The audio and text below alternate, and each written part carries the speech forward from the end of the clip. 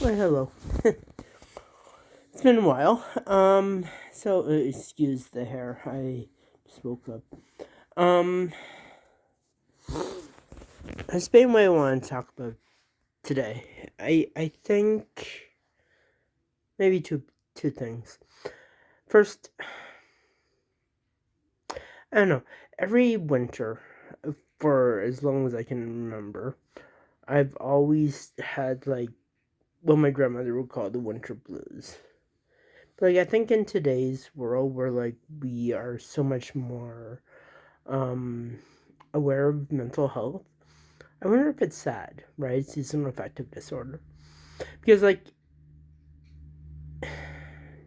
is always just like this constant feeling of why, right? Why get up? Why bother?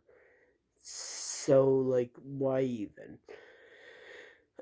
And when me and Sean and all those used to go away to all inclusives every year, I'd feel better at that point, right? But that's also a trip, so obviously that's going to give you um a burst of excitement.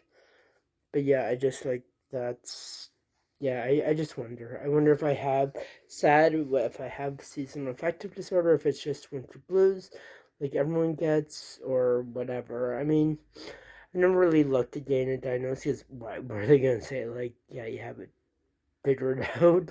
Why would I bother? So that's one piece. But the other thing I want to talk about, and I looked through my playlist, and I don't think I've ever mentioned was my and Bill's knife fight. So Kira was the one. I was a little bit more than one because I was 18.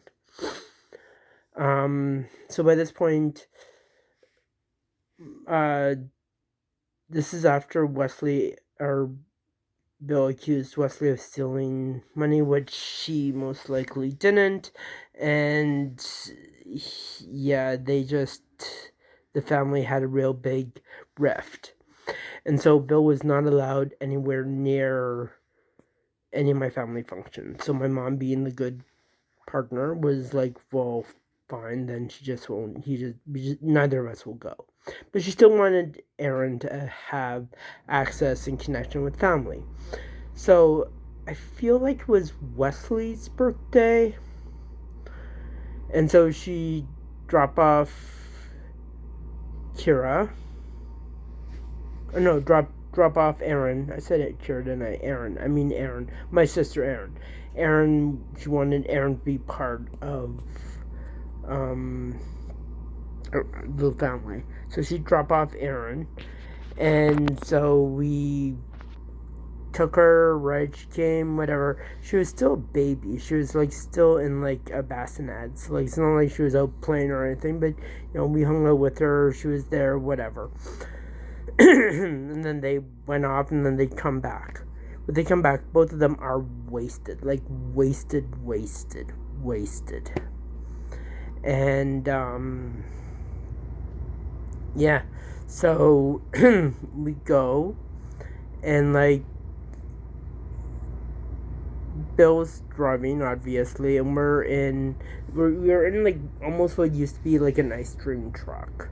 So she's attached to this homemade jerry rigged baby seat thing in the front of between the two main seats, and I'm in the back sitting on a wheel well. Right, whatever. So but as he's driving, he almost drives into a telephone booth. He's almost driving, I literally see the telephone booth right there, and we almost crash into it. And he swerves away, and I'm pissed. I am pissed. I'm I almost died. My sister almost died. We all fucking almost died because both of you are fucking alcoholics. So I'm like just holding it in, but I not very good at. I don't have a poker face, so I'm like just holding it in, whatever. And at this point, we lived on Sanford, and we went through, and Bill's like, "What's your problem?" When we get into the apartment, because like I obviously have a problem, right? And so I say, "You were drinking and driving. You almost killed the baby. You're drinking and driving with the baby in the car, and you almost killed us." And so he hit me. My mom never taught me how to fight, right? She never taught me um, anything, right? She was a single mom, so she didn't teach about, I guess, self defense and physical, like self defense and taking care of yourself in our society is very gendered, right? Like men do this, women do that, right?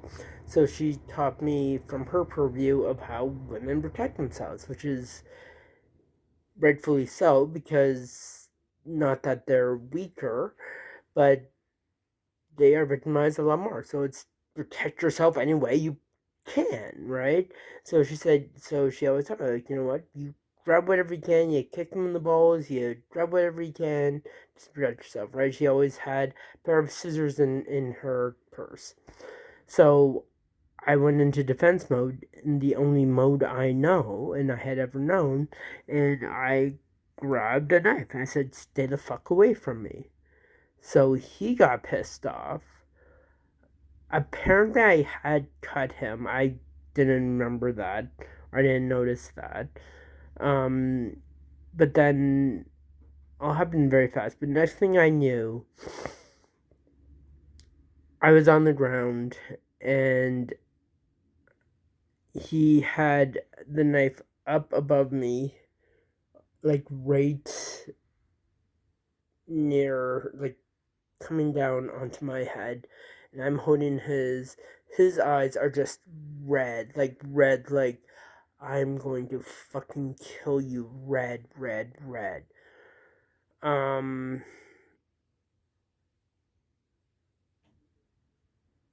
Somehow that stops, and he obviously doesn't stab me, but then the police are involved. Um, I say something very macho esque, like, "Well, if I wanted to stab you, you would have been stabbed," and like, and then the police officer's like, "Well, I do see some lacerations there," so that kind of didn't really work. So I went to grandma's, and I was away from home from there for probably about a week. And so eventually I saw my mom in a restaurant with just my mom. And so basically what the police officer had told her, didn't she he didn't tell me, but he had told her that, look, he is 18. It's not he's not a youth, right? He's not a child. So yeah, well, there was an assault. I had assaulted with a weapon, so there would be two criminal charges. On me would be higher unless the family unit is able to reconcile. And so, my mom told me this, and I kind of went back, and yeah, and we had to reconcile, and it was the most fakest bullshit ever. Like there's no counseling. There is no like, hey, go to a family counselor. Hey, let's get you some professional help. It was okay. We just need to know that you reconcile. Okay, so police officer came, and we acted like the great big happy family, and yeah, there was a thing, and we're all sorry and whatever, but we're all a great big happy family. I think that's when I think that was the first realization I had that all throughout my life, my mom had said, like, it was me and her against the world, right? It would just be me and her, and she would always defend me with everything. It would always be about me, and as I get older, I understand why she couldn't leave him, because then he could have said, well, he could have, not that individuals press charges in Canada, but he could have said, like, yeah, he would cooperate with charges being laid, and then I would have had this assault with a weapon on my record, and yeah, and so I get why she did it, but I think it was the first time I think I saw that nothing was going to get her away from Bill easily or ever, right? And so I think that was the first time I saw, like, there's no way for me to get away from him with my mom and with everything, because his whole demeanor around me was very toxic. He did not like me because he picked up the fact that I was queer. He spewed out the word fag more than I can ever express. He was demeaning and belittling to me. He did not like me. Through the years and later on, he acted like, or I think it was because I was in his house that he didn't like me.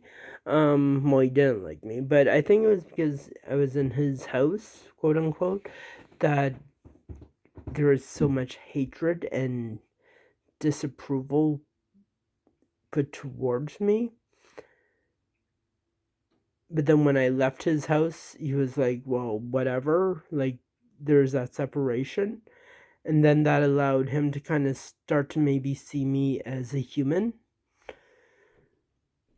That was a very traumatic incident. And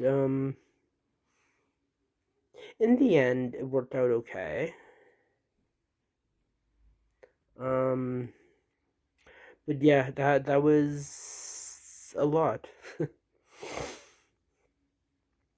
Yeah, that was a lot, and I think, and I mean that was one of the things that just, like, always put me on edge, and was, yeah, like, that just made me know that I could not stay there forever. I had to start to work to get out and work to figure out how to get out, and it took me a couple of years, but yeah, that's what happened. But yeah, that's the knife stabbing incident. Um, yeah.